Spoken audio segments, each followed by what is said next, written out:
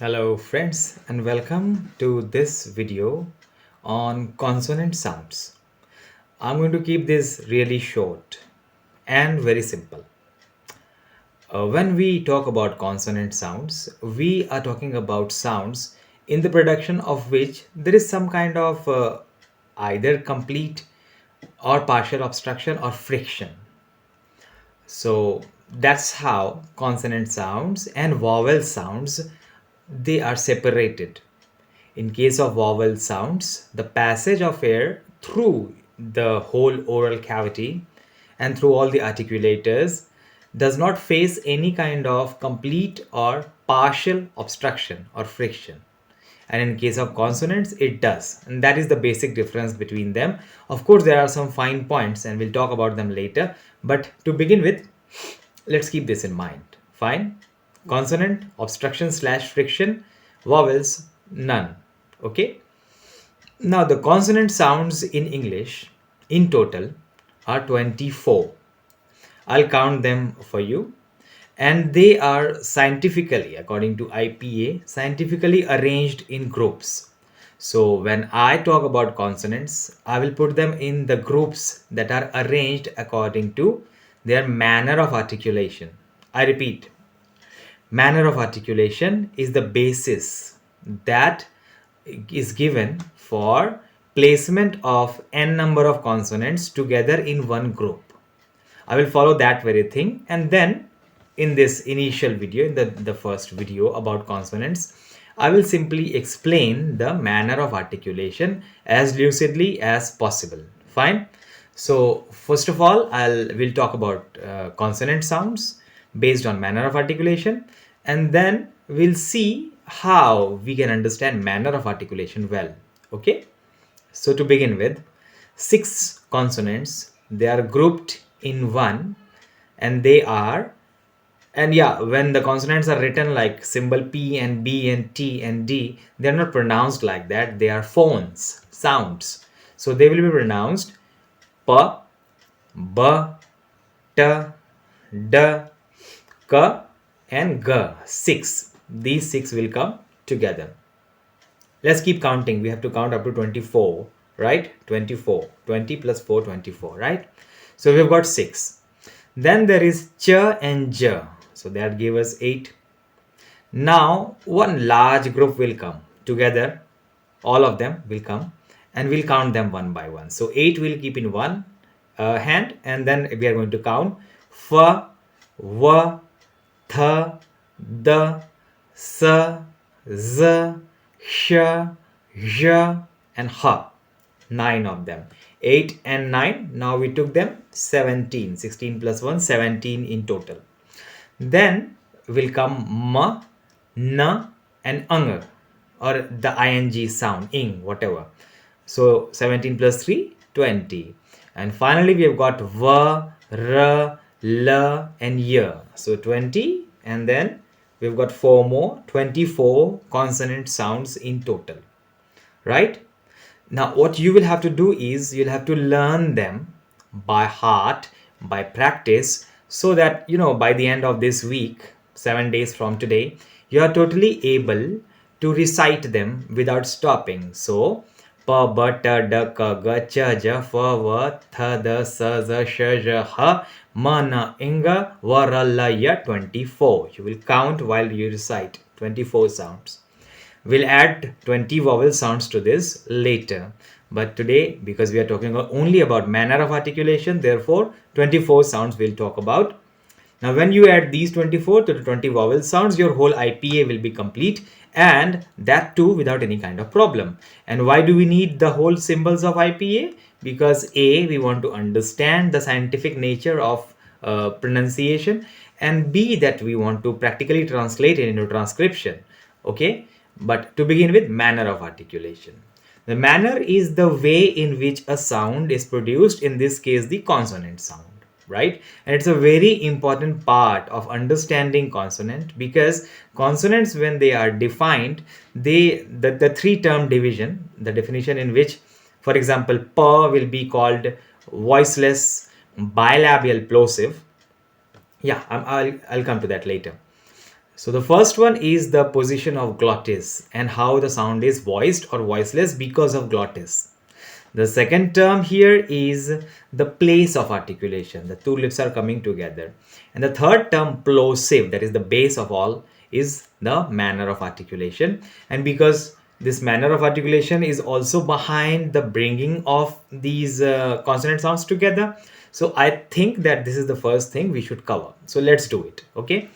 Now, and you do it with me. Try to pronounce the sound with me, because in case of consonants, if you pronounce the sounds with me, only then you will be able to feel the sounds in your mouth, and your mouth, my mouth, human mouth, it's a universal, right? So we'll be able to feel the same thing. So when you say pa, this lip and this one, pa, they come together, and for a moment a total closure is there. Your whole mouth is closed. I'm doing it prominently, but then still, I mean, even if you do it like pa, pa, it will be closed. The lips will be sealed, right? So whenever you say pa or you say ba, your two lips come together and they seal the oral cavity. And just before an instant before the cavity opens suddenly, air pressure, because lungs have thrown air out and they want to come out, the air wants to come out, it has been voiced or unvoiced by your larynx, the vocal cords. So the sound is in its half complete state, and it only needs articulation by the articulators, that is the two lips, the place of articulation. We're not talking about that at present, but still I have to mention that two lips come together, they totally close your mouth, and then with an explosion the air comes out. Pa and ba, pa and ba, air comes out. Therefore, you see, this is a classic case of explosive consonants, and you remove the X part here. Here you got plosive, manner of articulation with explosion. So the explosion thing can happen only when there is a complete closure and sudden release. Complete closure and sudden release. So when the two lips do that job, you get pa and ba. Now when you go with tongue and the alveolar ridge or teeth in front, you've got ta and da, ta and da. In this case, as you can feel in your mouth, your tongue is going up, ta, and it's touching the alveolar ridge. There is a curve just behind your teeth line, upper teeth. Yes, you can feel it. There's a curve, and behind that curve there is a straight kind of, and there is a not so curvaceous plate kind of, hard plate kind of thing, that is the hard palate. So at present we are talking about t and d, in which the tongue, the tip of the tongue part is going towards the alveolar ridge and meeting it there, and then it is stopping the air behind it, and then with explosion it comes out t and d, right? And then finally you've got the final two plosive consonants, ka and ga, ka and ga. Now about voiced and voiceless thing we'll talk in some other video. At present, so these are the plosive sounds. The manner of articulation is with explosion and sudden release kind of thing, plosive, right? So first the air will stop totally and then it will come out, it will be released. Then we have got fricatives, in which case complete closure of the oral cavity does not happen, but air faces obstruction and then it passes through with friction. For example, f and v. If you see my mouth, v and f, the lips and teeth, they are coming together, f and v. Then when you do s and z, or when you do th and the, so two articulators are coming together. When we talk about place of articulation, we'll focus more upon which articulators are coming together.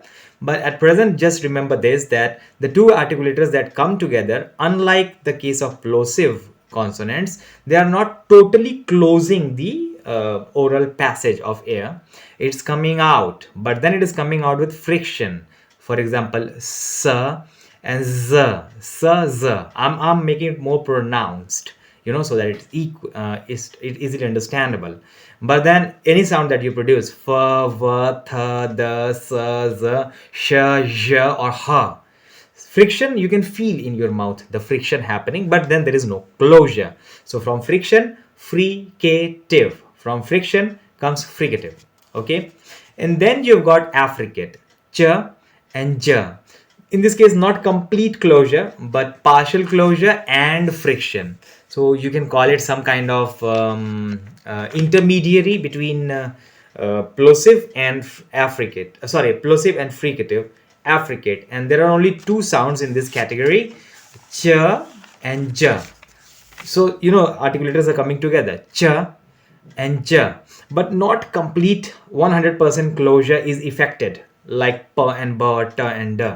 So in case of ch and j, they are close enough to cause a lot of obstruction, but not complete closure of your mouth. Ch and j. Fine. Manner of articulation only we are talking about. So we have talked about plosives and affricates and fricatives, and now we'll talk about nasals. I'll give you why they're called nasals. You try to close your nose as try to say ma, na, and unga. Ma, na, and unga.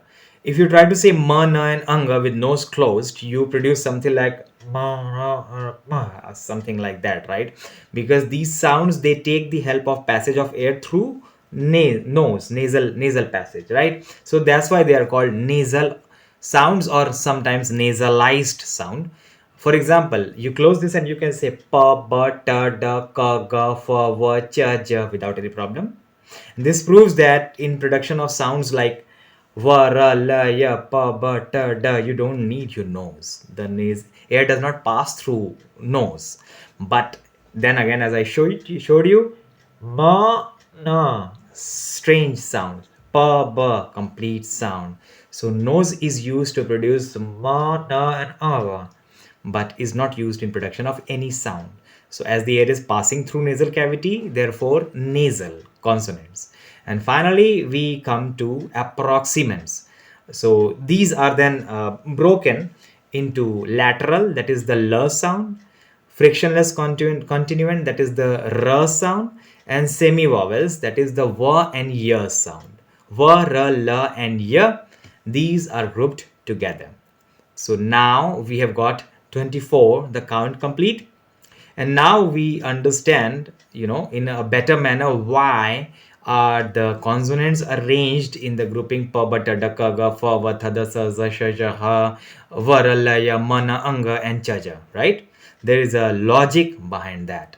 You understand the logic, you know the rule, and why they're together. Now, please do learn the 24 sounds very well. And the next time when we talk, we'll talk about the place of articulation. I'll try to keep it short and simple so that it's easy to understand. Now, if you have any questions that you want to ask, do put that in the comment box. Or you can, if you want, you can mail me. Mail ID is also given down there, winners.h.english. That's very easy.